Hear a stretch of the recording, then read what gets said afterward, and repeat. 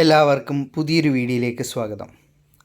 അക്ഷയ സെൻറ്ററുകളിൽ സേവനങ്ങൾക്ക് അധിക തുക ഈടാക്കുന്നതിനെക്കുറിച്ച് പരാതി ഉണ്ടെങ്കിൽ വിവിധ വഴികൾ ഉപയോഗിച്ച് നമുക്ക് പരാതികൾ സമർപ്പിക്കാവുന്നതാണ്.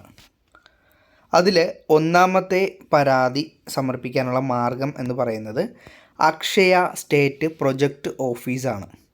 അക്ഷയ സെൻറ്ററുകളുടെ പ്രവർത്തനം മേൽനോട്ടം വഹിക്കുന്ന അക്ഷയ സ്റ്റേറ്റ് പ്രൊജക്റ്റ് ഓഫീസുമായിട്ട് നേരിട്ട് ബന്ധപ്പെട്ട് നമുക്ക് പരാതി എഴുതി സമർപ്പിക്കാവുന്നതാണ്. അടുത്ത മാർഗം എന്ന് പറയുന്നത് ജില്ലാ ഇ ഗവേണൻസ് സൊസൈറ്റിയിൽ പരാതി കൊടുക്കുക എന്നതാണ്.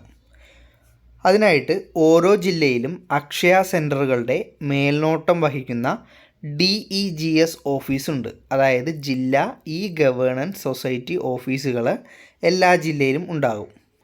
അവിടെ ബന്ധപ്പെട്ട് ഇത് സംബന്ധിച്ചുള്ള പരാതി നമുക്ക് സമർപ്പിക്കാവുന്നതാണ്. അടുത്ത മൂന്നാമത്തെ മാർഗമാണ് ഉപഭോക്തൃ ഹെൽപ്പ് ലൈൻ. അതായത് ദേശീയ ഉപഭോക്തൃ ഹെൽപ്പ് ലൈൻ നമ്പറായിട്ടുള്ള 1800 11 4000. ഒന്നും കൂടെ പറയാം, 1800 11 4000 അല്ലെങ്കിൽ 144004 വിളിച്ച് നമുക്ക് പരാതി സമർപ്പിക്കാവുന്നതാണ്. മറ്റൊരു മാർഗം എന്ന് പറയുന്നത് ഓൺലൈൻ പരാതി പോർട്ടലാണ്. കേരള സർക്കാരിൻ്റെ ഇ ഗവേണൻസ് സേവനങ്ങളുമായിട്ട് ബന്ധപ്പെട്ട പരാതികൾ നൽകുന്നതിന് വേണ്ടിയിട്ട് ഓൺലൈൻ പോർട്ടൽ ഉണ്ട്.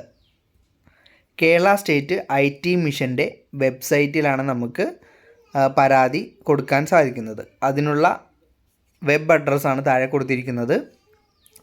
https://www.itmission.kerala.gov.in എന്ന വെബ്സൈറ്റ് സന്ദർശിച്ച് നമ്മുടെ പരാതി അവിടെ ഫയൽ ചെയ്യാവുന്നതാണ്.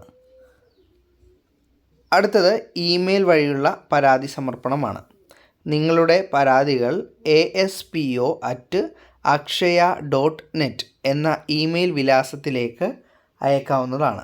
aspo@akshaya.net എന്ന ഇമെയിൽ വിലാസത്തിലേക്ക് നമ്മുടെ അഡ്രസ്സിൽ നിന്നും പരാതി എന്താണോ അത് ഇമെയിൽ മുഖേന അറിയിച്ചു കഴിഞ്ഞാൽ ആക്ഷൻ ഉണ്ടാവുന്നതാണ്.